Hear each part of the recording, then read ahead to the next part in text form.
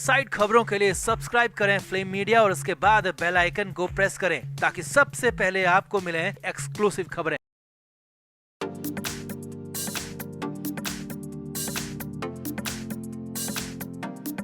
तो जो संजय राउत खुद को भगवान से भी बड़ा मानते थे, वो अब जेल में तिल तिल कर तड़प रहे हैं। दुनिया को दिखाने के लिए वो खुद को किताबों में और अखबारों में कितना ही व्यस्त रखने की कोशिश करे, मगर सच तो ये है कि संजय राउत का जेल में मन नहीं लग रहा। वो बाहर आने के लिए तड़प उठे हैं। अभी तो राउत को जेल में गए 20 से 22 दिन ही हुए हैं, मगर अभी से राउत जेल से बाहर निकलने के लिए अलग अलग तिकड़म लगा रहे हैं और नवाब मलिक की ही राह पर चलते हुए राउत ने भी 1 दिन की जमानत की इच्छा जाहिर की है। मगर यहाँ पर बड़ा पेच फंस गया और पेच उद्धव ठाकरे की वजह से फंसा है, जिसके साथ ही राउत की सारी चालबाजी धरी की धरी नजर आ रही है और जेल से बाहर निकलने की उम्मीदें भी धराशायी होती दिख रही है, क्योंकि जिस बहाने से राउत जेल से बाहर आना चाहते हैं वो बहाना उद्धव ठाकरे की वजह से पहले ही बेकार जाता दिख रहा है। तो क्या है जेल से बाहर आने के लिए संजय राउत की तिकड़म? क्या अपनी पैतरेबाजी में सफल हो पाएंगे संजय राउत, या अभी जेल से बाहर आना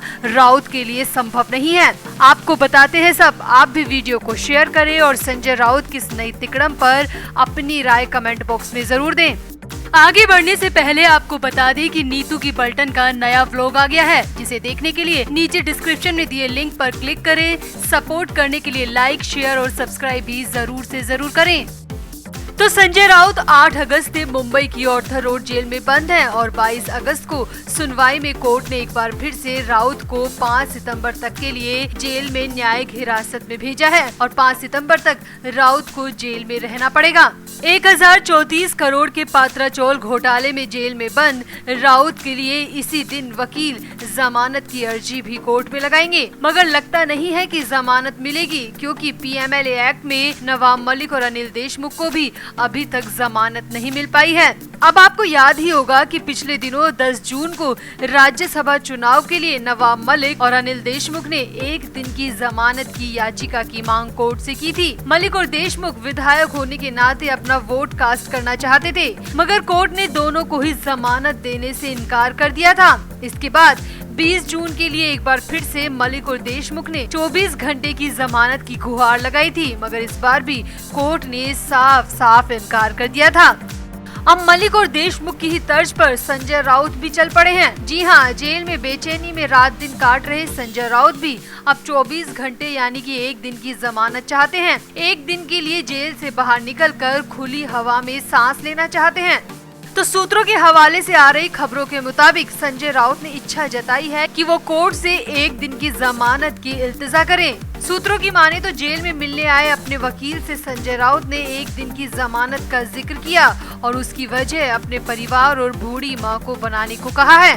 तो सूत्रों की माने तो संजय राउत 1 दिन के लिए बाहर आकर अपनी बूढ़ी और बीमार मां से और अपने परिवार से मिलना चाहते हैं। सूत्रों की माने तो संजय राउत को कहीं से पता लगा है कि उनकी गिरफ्तारी के बाद से उनकी बूढ़ी मां बीमार है, उन्होंने खाना पीना छोड़ दिया है, ये भी संजय राउत को पता लगा है और अपनी मां से मिलने की खातिर संजय राउत 1 दिन की जमानत के आधार पर जेल से बाहर आना चाहते हैं। मगर सूत्रों की माने तो जेल में आए वकील ने राउत को साफ साफ कह दिया कि ये संभव नहीं हो पाएगा। ऐसे कई एग्जाम्पल है जहां कोर्ट ने 1 दिन की जमानत के लिए इनकार कर दिया। वकील की माने तो नवाब मलिक और अनिल देशमुख को भी 24 घंटे क्या 4 घंटे भी जेल से बाहर निकलने के लिए मना कर दिया गया था। ऐसे में संभावना बेहद कम है कि कोर्ट संजय राउत को भी मां की बीमारी के नाम पर 1 दिन की जमानत दे दे। इसके अलावा यहाँ पर एक पेच और फंसता दिख रहा है, क्योंकि उद्धव ठाकरे संजय राउत के परिवार से उनकी गिरफ्तारी की बात कई बार मिल चुके हैं। सोशल मीडिया और पब्लिक डोमेन में बहुत सारी ऐसी तस्वीरें मौजूद है जिससे साफ होता है कि संजय राउत का परिवार सही सलामत है और उनकी मां भी बीमार नहीं है। वहीं हाल ही में उद्धव ठाकरे ने अपने एक बयान में भी जिक्र किया था कि वो राउत के परिवार से लगातार कांटेक्ट में हैं, उनका हालचाल लेते रहते हैं। अगर मां बीमार होती तो उद्धव ठाकरे भी मीडिया के सामने मां की बीमारी के बारे में कुछ तो कहते, मगर उद्धव ने ऐसा कुछ नहीं कहा, बल्कि पूरे परिवार के हालचाल को हमेशा अच्छा बताया है। ऐसे में विपक्षी वकील के पास उद्धव ठाकरे की फोटोज और बयान जमानत का विरोध करने के लिए काफी है। खैर, वकीलों का काम कानूनी दांवपेच आजमाना है, जो कि संजय राउत के वकील आजमा रहे हैं, मगर फैसला तो कोर्ट को करना होता है। फिलहाल कोर्ट में ऐसी याचिका तो लगाई नहीं गई, मगर जेल सूत्रों की माने तो संजय राउत और उनके वकील के बीच एक दिन की रिहाई को लेकर लंबी बातचीत हुई है, ये सामने आ गया है। तो आपको क्या लगता है कि संजय राउत को एक दिन की जमानत मिलनी चाहिए? क्या बूढ़ी और बीमार मां से संजय राउत को मिलने देना चाहिए, या अगर ये जेल से बाहर निकलने की तिकड़म है तो राउत को जमानत मिलनी चाहिए या नहीं? आप भी अपनी राय कमेंट बॉक्स में जरूर दें और वीडियो को भी शेयर करें।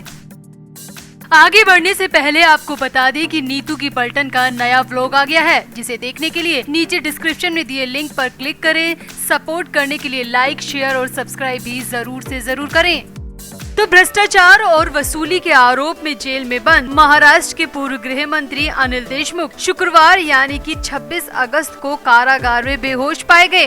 पूर्व गृह मंत्री को बेहोश होने के बाद मुंबई के सरकारी जेजे अस्पताल में लाया गया। जेल के एक अधिकारी ने बताया कि ऑर्थर रोड जेल में बंद अनिल देशमुख को पहले चक्कर आया होगा और फिर सीने में दर्द उठा और फिर वो बेहोश हो गए। जेल अधिकारी ने बताया कि अनिल देशमुख ने सीने में दर्द की शिकायत की थी। उन्होंने बताया कि उनका ब्लड प्रेशर भी हाई है और अस्पताल में उनकी ईसीजी रिपोर्ट भी असामान्य आई है। अधिकारी ने बताया कि अनिल देशमुख का अभी अस्पताल में इलाज चल रहा है और वहां पर भी उनकी हालत बहुत ज्यादा स्थिर नहीं है।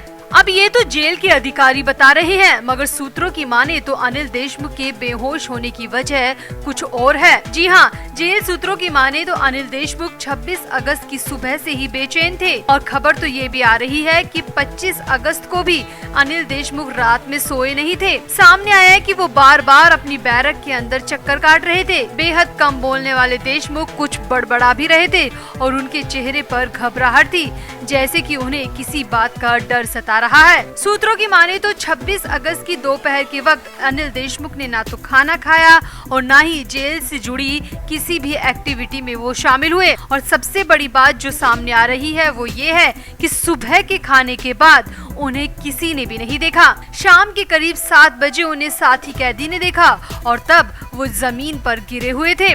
कैदी ने जेल स्टाफ को इसकी सूचना दी और सामने आया है कि वो अपनी बैरक में किसी दीवार से टकराए थे और जिसके बाद वो गिर गए और फिर वो बेहोश हो गए। सामने आया है कि अनिल देशमुख जेल में अपनी बैरक में करीब 2 से 3 घंटे तक बेहोश पड़े रहे, मगर किसी को इस बात की खबर तक नहीं लगी, क्योंकि 800 कैदी वाले इस जेल में 3000 से ज्यादा कैदियों को रखा गया है। ऐसे में किसी को खबर तक नहीं लगी कि अनिल देशमुख को सुबह के बाद किसी ने नहीं देखा। दोपहर में खाने के लिए भी वो नहीं पहुँचे, मगर किसी ने भी इस बात पर ध्यान तक नहीं दिया। यहाँ आपको बता दें कि मार्च 2021 में तत्कालीन मुंबई पुलिस आयुक्त परमबीर सिंह ने आरोप लगाए थे कि अनिल देशमुख ने गृह मंत्री पद पर रहते हुए पुलिस अधिकारियों को शहर के रेस्टोरेंट और बार से 100 करोड़ रुपए प्रति माह उगाने को कहा था, जिसके बाद अनिल देशमुख को नवंबर 2021 में ईडी ने अरेस्ट कर लिया और तब से ही अनिल देशमुख लगातार ऑर्थर रोड जेल में बंद है। कई बार अनिल देशमुख की तरफ से जमानत की याचिकाएं डाली गई, मगर हर बार देशमुख की जमानत याचिका को कोर्ट की तरफ से खारिज कर दिया गया, क्योंकि अनिल देशमुख पर जो आरोप है वो काफी गंभीर है। अब हैरानी भरी बात यह है कि इतनी बड़ी जेल में अनिल देशमुख 2 से 3 घंटे तक अपनी बैरक में बेहोश पड़े रहे, मगर किसी को भी पता तक नहीं चला। और अगर देशमुख ने सीने में दर्द और हाई बीपी की शिकायत की थी तो जेल स्टाफ ने उसे सीरियस क्यों नहीं लिया? अब खबरें तो ये भी आ रही है कि देशमुख का दीवार से टकराना भी संदिग्ध हो सकता है या फिर बनी बनाई कहानी हो सकती है। फिलहाल तो देशमुख जेजे अस्पताल में भर्ती हैं और उनका इलाज वहां पर किया जा रहा है, जहां उनकी हालत अब भी सामान्य नहीं बताई जा रही। तो आपको क्या लगता है, देशमुख की बेहोशी की वजह हाई बीपी या सीने में दर्द है, या फिर दीवार से टकराने की वजह कुछ और हो सकती है? क्या जेल में कुछ संदिग्धता भी चल रही है? क्या दीवार से टकराने की सिर्फ कहानी बुनी गई है? आप भी अपनी राय कमेंट बॉक्स में जरूर दें और वीडियो को भी शेयर करें।